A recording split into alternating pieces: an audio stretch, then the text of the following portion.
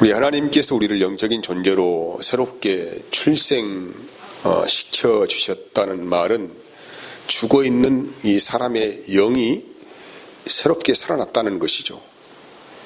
이 새롭게 살아나는 순간부터 우리 안에서는 그때부터 영적 생명 활동이 시작되게 됩니다.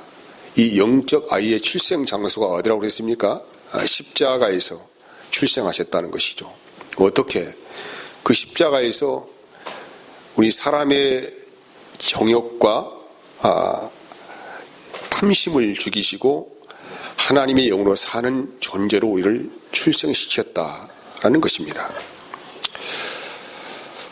그래서 영적인 사람으로 이제 거듭나게 되면은 혼의 영역에서부터 새로운 질서가 생기게 되죠. 과거에는 60만을 섬기며 살았던 사람들이 이제는 영을 섬기게 됩니다. 그래서 영의 질서 안에 들어와서 그 혼의 영역에 속하여 있는 인간의 지성과 감성과 의지가 이제 하나님의 영의 말씀에 종속되게 되는 그런 삶을 살아가게 된다는 것. 바로 이걸 예배라고 합니다. 예배라고 하는 것은 영을 따라 살아가는 것을 예배라고 하는 것이죠. 우리 예수님의 삶의 흔적을 찾아보면은 예수님은 모든 일을 행하실 때에 자기 자의로 행하지 않으셨다. 그리고 오직 성령의 인도를 따라서 아버지의 뜻을 따라 사셨다라고 복음서에서 여러 번 기록을 하고 있어요.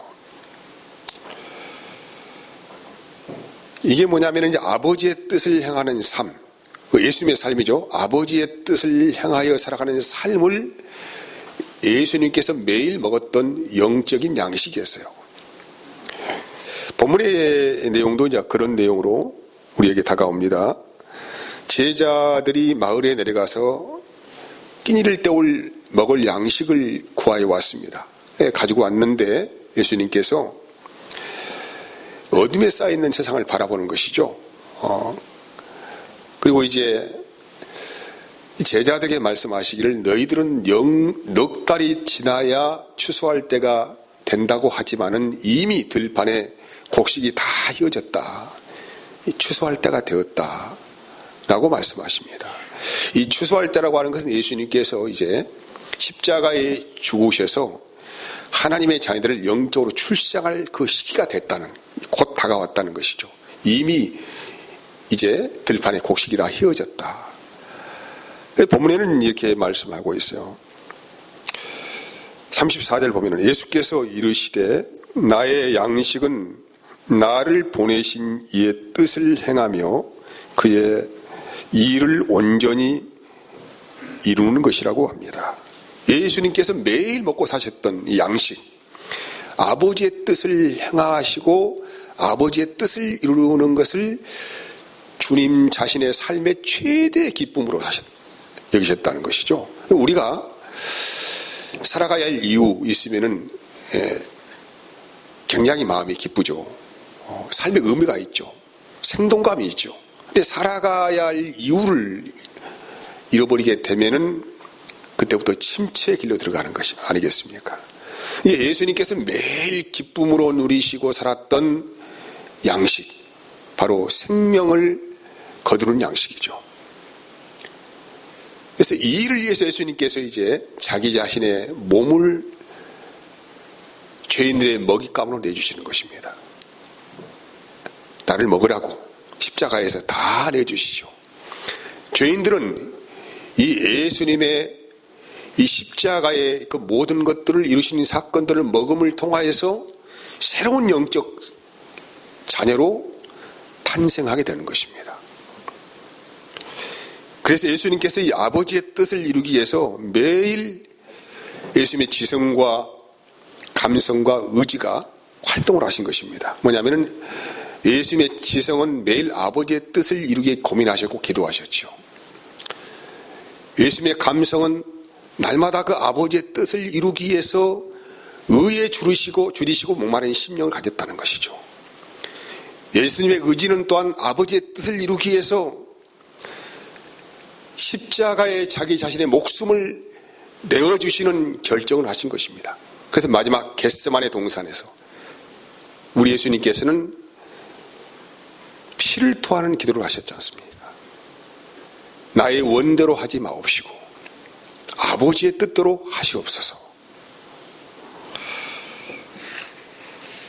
사람은 육으로만 살아가는 존재가 아니고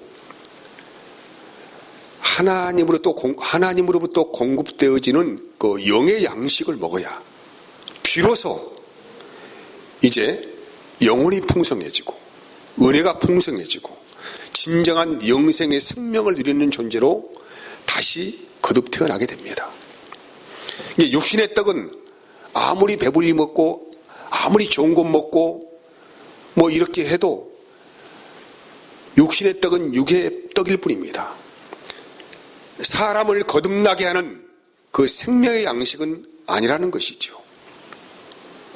근데 우리 신자들이 여기서 좀 혼돈하는 것이 있는데 영적인 일과 육신의 일이 무엇인지를 좀 우리가 구별할 줄 알아야 된다는 것입니다.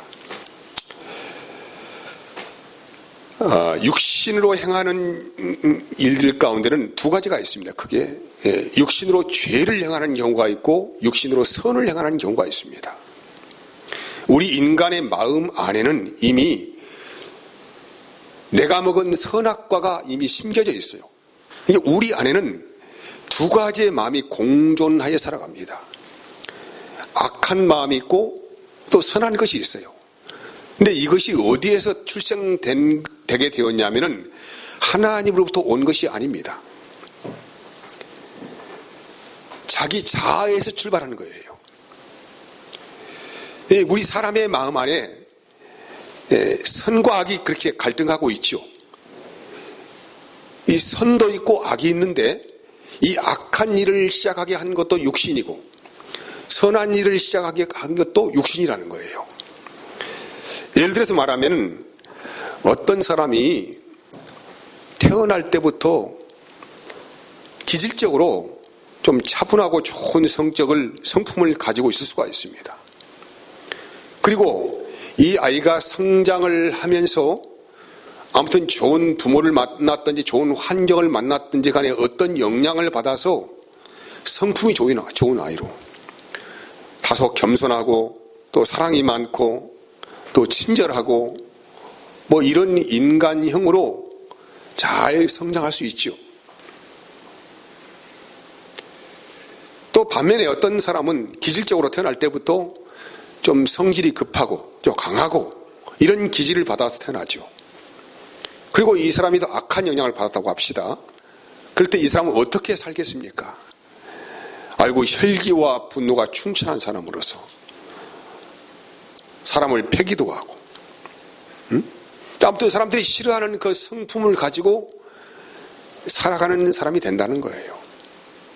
제가 두 가지 유형을 말씀드렸어요. 누가 봐도 칭찬받을 만하고 좋은 성품이고 온유한 성품이고 사랑이 많고 친절한 사람은 어디 가도 좀 그래도 인정을 받지 않겠어요. 그리고 그런데 여기에서 우리 그리스도인들이 자칫 잘못하면 그런 사람을 영적인 사람으로 생각할 수 있다는 거예요. 야, 장로님 정도 되면 저 정도 성품은 돼야 된다. 저 정도 인격은 돼야 된다. 이게 뭐냐면은 탁월한 심성이에요. 이것이 거듭나서 새로 생겨난 하나님의 은혜로 생겨난 성품이 아니고 기질적으로 태어났고 이런 환경 안에서 성장했던 사람이 예수를 믿게 되었다 이 말이에요. 그래서 그대로 지금 거듭나기 전이나 거듭난 후나 동일하게 그런 성품 안에서 사는 것을 보고 사람들이 야, 저분은 참 진짜 예수를 믿는 사람 같다 라고 생각할 수 있는 경향이 아주 많다는 것이죠. 근데 우리는 그렇다 치고 우리 성령 하나님께서는 이 사람을 어떻게 보겠습니까? 거듭난 사람이라고 볼까요?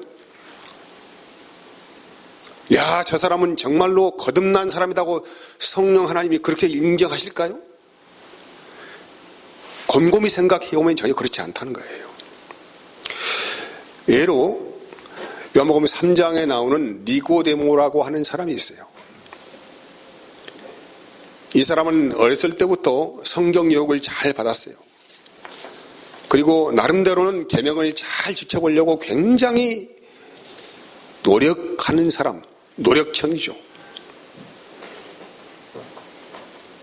자기 자신을 칭찬할 만큼, 인정할 만큼 이 사람은 나름대로는 대단히 율법을 잘 지키는 사람, 계명을 잘 지키는 훌륭한 사람이라고 스스로가 생각했다는 것이죠. 근데 이 사람이 예수님 만났어요. 예수께서 하시는 말씀이 뭡니까? 육으로 나는 것은 육이다. 사람은 다 거듭나야 한다. 영으로 거듭나야 한다.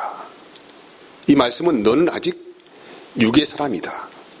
네가 선한 말을 하고 선한 행동을 하고 선한 성품을 가지고 있는 것이 거듭난 것이 아니다. 너는 다시 영으로, 영적인 사람으로 거듭나야 한다. 예수께서 이렇게 판단을 하신 거란 말이에요.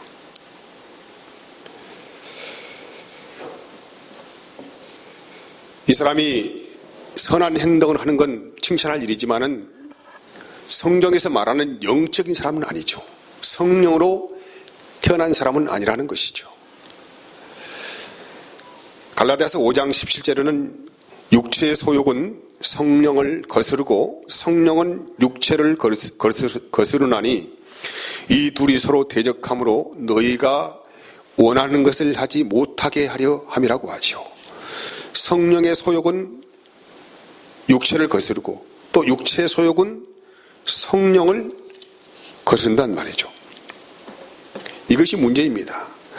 자칫 잘못하면 우리 자신 안에서 나오는 어떤 선한 행동, 또 선한 말, 인격적인 말, 이런 것들을 가지고 스스로가 제 자신이 하나님의 뜻대로 산다고 생각할 수 있다는 것입니다. 그리고 이 사람은 자기 자신이 이 선한 현재 삶을 살고 있기 때문에 다른 사람에게 이렇게 살아야 한다고 조언도 하지요. 이렇게 선하게 살아야 한다. 근데 사실 여러분 보세요.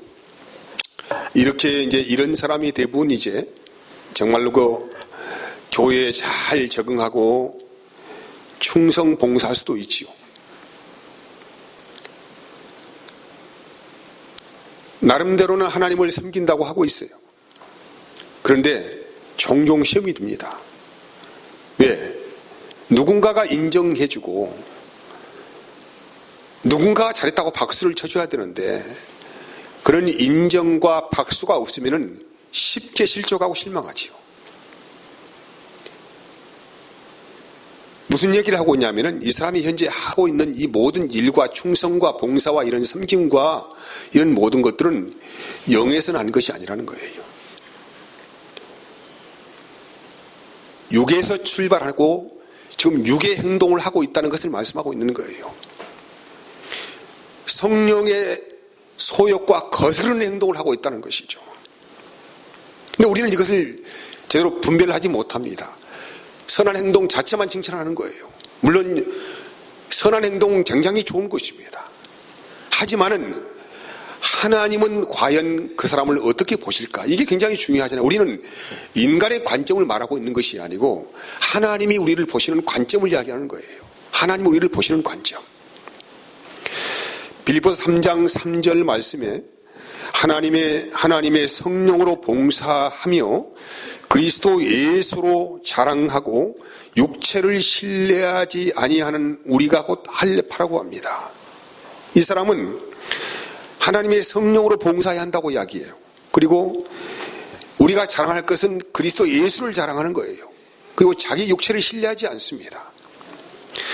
이런 사람은 시험 들 이유가 있겠어요? 아마 제 생각에는 이 말씀대로 그 사람의 삶이 열매가 있다고 한다면 전혀 시험에 들 이유가 없겠죠. 왜? 성령으로 봉사한 것이니까. 그래서 여러분, 문제가 뭐냐면은 우리 자아에서, 우리 자신 안에서 나오는 것, 이 육에서 나오는 것들은 자기의 능력이나 지식이나 지혜나 이런 것들을 기반으로 해서 의지하고 살아갑니다. 성령의 인도를 거부하는 것이죠. 성령의 인도를 또 무시할 수도 있습니다.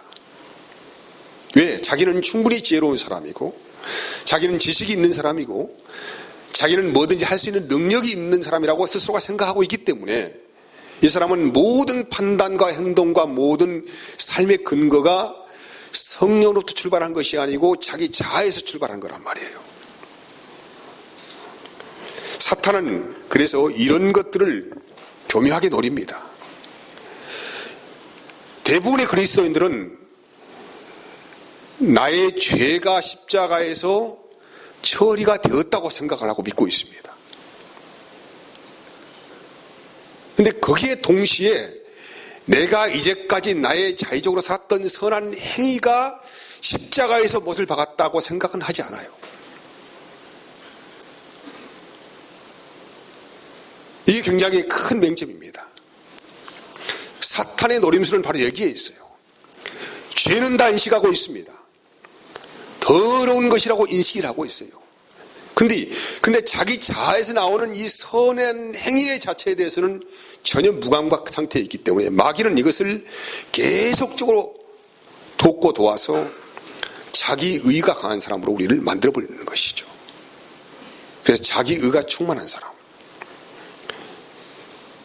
자기 의가 십자가에서 죽지 않은 것입니다. 그래서 이런 사람이 상대에 대해서 어떤 비방을 할 때는 무엇을 기반으로 비방을 하겠습니까? 자기의 선한 행위를 기반으로 하여서 상대를 비방하게 되는 거예요. 똑같이 더러우면 비방할 이유가 없겠죠.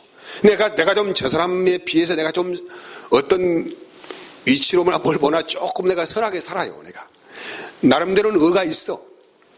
그래서 이 나름대로 의가 있는 사람이 상대에 대한 정죄감이 굉장히 강하다는 거예요. 이런 사람을 육신을 섬기는 사람, 율법의 사람이라고 해요. 성경에서 이런 대목을 한번 봅시다. 누가복음 18장 8절에서 12절까지의 말씀을 봅시다. 누가복음 18장 9절에서 12절까지 이거입니다. 또 자기를 의롭다고 믿고 다른 사람을 멸시하는 자들에게 이 비유로 말씀하시되, 두 사람이 기도로 갔습니다. 성전에 올라가니 하나는 바리새인이요 하나는 세리라. 바리새인은 서서 따로 기도하여 이르되, 하나님이여, 나는 다른 사람들 곧 토색 불이 간음을 하는 자들과 같이 아니하고 이 세리와도 같이 아니함을 감사하나이다. 나는 일일에 2번씩 금식하고 또 소득의 11조를 드리나이다 하고, 세리는 멀리 서서 감히 눈을 들어 하늘을 쳐다보지 못하고 다만 가슴을 치며 이르되, 하나님이여, 불쌍히 여기소서, 나는 죄인이로소이다 하였느니라. 바리새인과 세리의 비유예요. 바리새인은 여기서 바리새인만 딱 빼버리면은, 이 바리새인이 기도한다는 이 말만 떼버리면은 우리가 보기에는 대단히 영적인 사람이에요. 이 사람의 죄가 어디에 있어요? 자기를 의롭다고 믿고 있는 사람이죠. 9절 말씀에 자기를 의롭다고 믿고 있는 사람. 왜 이 사람이 자기를 의롭다고 믿고 있을까요? 이 사람은 참 기도하는 사람이죠. 그리고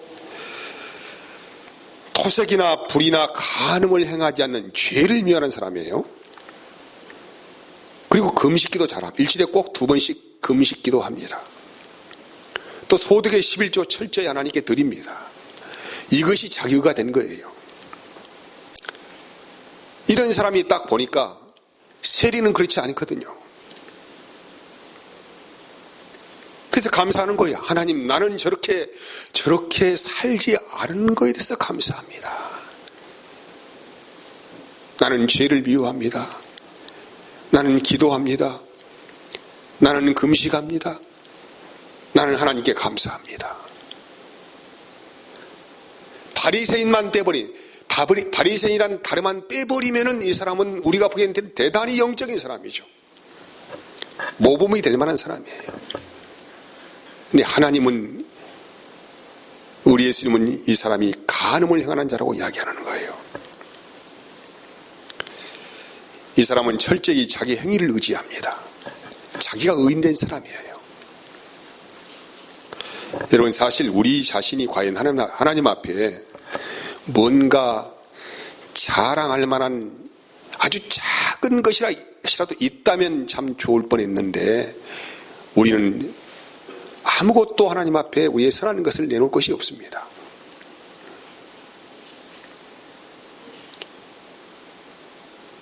이 비유를 통하여서 이 세리 같은 사람, 우리는 그래서 하나님의 얼굴을 감히 보지 못하고 그냥 그저 하나님 불쌍히 여겨 주시옵소서, 이렇게밖에 할 수밖에 없는 이런 은혜를 받은 사람이 진실로 거듭난 영을 가진 사람이 아닌가라고 우리에게 말할 수만 거예요. 우리 육신의 사람은 자기 안에 자아가 가득합니다. 육신이란 말은 영을 따르지 아니하고 자기의 몸과 혼의 영역 안에서만 살아가는 사람이에요. 하나님의 영을 거부를 합니다. 철저하게 자아 중심이고 자기 중심 안에서 모든 것이 출발하는 것입니다. 그래서 육으로 난 것은 어떠한 선한 일을 하고 어떠한 거룩한 행위를 한다 할지라도 이것은 육일 뿐이고 십자가에서 죽임을 당해야 할 것인가 라고 말씀하는 것이죠.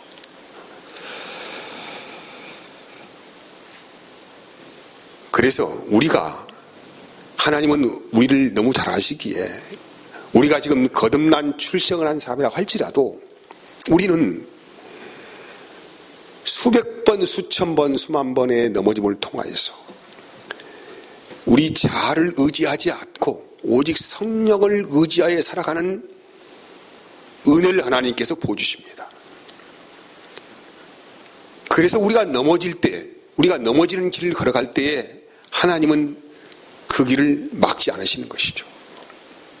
왜? 넘어져 봐야 자기 자신을 알지 않습니까? 사람은 이론으로 학습되는 게 아니죠. 경험을 통하여 학습되는 것입니다. 그래서 우리는 넘어져보고 계속 넘어져보고 하는 가운데서 이렇게 인생길을 걸어가서는 안 된다는 것을 알게 되는 것입니다. 누가 알아가신 길입니까? 성령이 막지 않으셔요. 계속 그 길을 갈 수 있도록 하나님께서 막지 않으시는 것입니다. 여기에서 내 자아를 발견하는 것이죠. 그리고 영으로 사는 것은 이런 것이 아닌 것인가 보다. 처음적으로 우리가 습득된 지식을 통하여서 성령이 역사하시는 은혜를 우리가 분별할 수 있는 복을 받게 된다는 거예요. 그래서 신자의 결론은 무엇입니까? 신자의 결론은 무엇을 하든지 내 안에서 내가 산 것이 아니고 그리스도가 사는 고백을 하시게 하십니다. 그 갈라디아서 2장 20절. 우리 안에는 내가 사는 것이 아니다. 그리스도가 살아계신다. 5장 24절 25절까지 말씀에는 그리스도 예수의 사람들은 육체와 함께 그 정욕과 탐심을 십자가에 못 박았느니라. 만일 우리가 성령으로 살면 또한 성령으로 행할지니. 성령은 늘 우리 안에서 내 자아를 죽이시고 예수님을 높이십니다. 이게 성령이 하시는 일이죠. 자아가 충만한 상태가 되면은 안 되기 때문에 늘 성령이 하시는 일을 우리 안에서 예수를 높이는 거예요. 여러분, 우리의 육신을 신뢰하면은 우리의 육신은 참 요구하는 것이 많습니다. 끝없이 우리 자신의 의견을 말하게 하죠. 너는 능력이 있다. 너는 힘이 있다. 너는 할 수 있다. 계속적으로 충동질하죠. 누가 충동질합니까? 우리 안에 있는 죽지 않은 자아가 나를 충동시키는 거예요. 도대체 성령을 의지하지 않게 하는 거예요. 모든 범사에 있어서 너의 의견을 말하고, 너의 생각이 중요하고, 너의 관점이 중요하고, 너의 힘이 중요하고, 내 능력이 중요하다. 끝없이 육신은 이렇게 우리에게 충동질하고 요구합니다.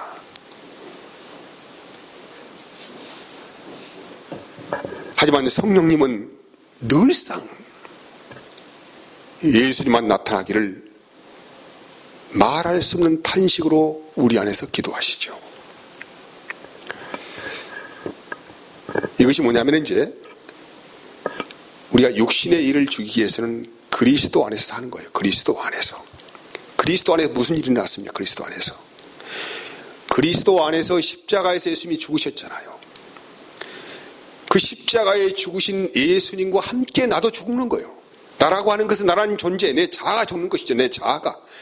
이 육신의 생각, 과거의 몸과 혼이 앵커가 되어서 하나로 연합체가 되어 살았던 그 모든 것들이 죽어버리는 거예요.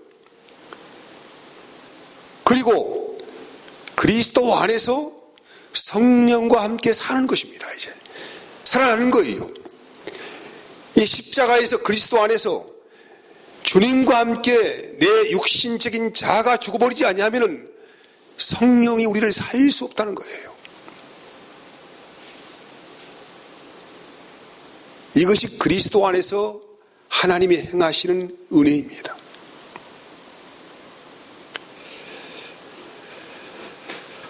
로마서 6장 11절에서 13절을 봅니다. 이와 같이 너희도 너희 자신을 죄에 대하여는 죽은 자요 그리스도 예수 안에서 하나님께 대하여는 살아있는 자로 여기라는 것입니다. 어디 안에서? 그리스도 예수 안에서. 뭐에 대해서? 죄에 대하여. 죄라고 하면 죄는 무엇입니까? 우리의 육신을 쫓는 삶을 죄라고 하는 거예요. 우리의 몸과 한으로 살아왔던 이 모든 것들이 죽어버리는 상태를 죄라고 하는 것이죠. 이 죄가 죽는 것이죠. 그래서 그대로 끝납니까? 그냥 그렇게 너는 그렇게 여겨버리라 이 말이에요. 죽은 자로 네가 여기고 살아라. 그리고 그러므로 12절 너희는 죄가 너희의 죽을 몸을 지배하지 못하게 해라 이 말이죠. 무슨 죄가? 육신이 너희의 죽을 몸을 지배하지 못하게 하여서 이 몸의 사욕에 순종하지 말라는 거예요. 몸은 어디와 앵커되어 있습니까? 혼과 앵커되어 있죠. 그래서 이 몸의 사욕에 순종하지 말라. 또한 너희 지체를 불의의 무기로 죄에게 내어주지 말고 오직 너희 자신을 어떻게 죽은 자 가운데서 다시 살아난 자 같이 하나님께 드리라. 너희 지체를 의의 무기로 하나님께 드리라 라고 말씀합니다. 자신을 육신에 대하여 죽인 자로 여기는 자, 또 그리스도와 함께 성령으로 살아난 자로 여기고 살아가는 것입니다. 이렇게 되어야 비로소 이제 아버지의 뜻대로 살아가는 삶이죠. 예수님께서는 전적으로 먹을 양식이 먹고 사신 양식이 뭡니까? 아버지의 뜻을 행하러 오셨다. 아버지의 뜻을 이루러 오셨다. 이것이 그의 주님의 삶의 최고의 기쁨이고 최고의 영광이었습니다. 성령 받은 사람은 가만히 있으면 정체되고 죽습니다. 영은 활동력이에요. 운동력입니다. 하나님의 영이 원해서 운동을 하는 거예요. 나를 끌어가고 아버지의 뜻 안에 순종시키는 거예요. 그래서 우리의 몸인 육신이 나를 종속하지 않게 하시고 하나님의 영이 나를 지배할 수 있도록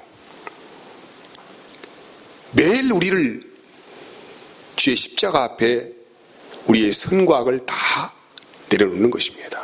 그래서 사도 바울은 그의 삶 가운데서 나는 뭐라고요? 매일 죽는다고 말하는 거예요. 매일. 왜? 매일 우리 안에서 이 선과 악이라고 하는 이 혼의 영역에서 활동이 일어나고 있거든요. 여기에 따라가게 되면 죽습니다. 그래서 하나님이 우리를 살리시려고 매일 우리 안에서 우리의 육신의 소욕을 죽이시고 성령으로 살기를 원하신다 이 말이죠. 성령으로 살아야만이 아버지의 뜻에 순종하고 살아가기 때문에 이것이 우리가 먹어야 할 매일 양식이 되는 것입니다. 오늘 승리했다고 해서 내일 승리하는 건 없습니다. 매일 우리는 이런 긴장감 안에서 하나님의 은혜를 저버리지 않고 살아갈 때만이 매일 영적인 삶으로 충만한 삶을 누리며 영적 예배자의 삶을 살아간다는 말씀입니다. 맺겠습니다.